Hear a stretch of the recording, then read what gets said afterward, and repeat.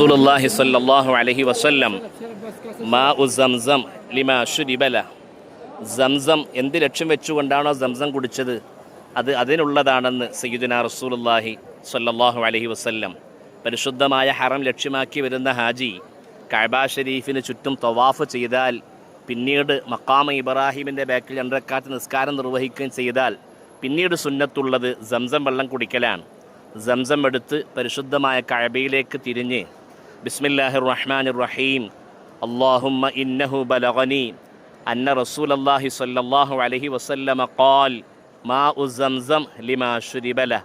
ബിസ്മി ചൊല്ലി ഈ ഹദീസ് ഉച്ചരിച്ചതിന് ശേഷം നാം എന്ത് ലക്ഷ്യമാണോ മനസ്സിൽ കരുതുന്നത് അത് മുറാദ് മനസ്സിൽ വെച്ച് സംസം കുടിക്കുകയും സംസം കുടിച്ചതിന് ശേഷം അല്ലാഹുമ്മ ഇന്നി അസ്അലുക ഇൽമൻ നാഫിഅ വറിസ്ഖൻ വാസിഅ വശിഫാഅൻ മിൻ കുല്ലി ദാ എന്നുള്ള ദുആ കൂടി നിർവഹിക്കൽ സുന്നത്തുണ്ട്.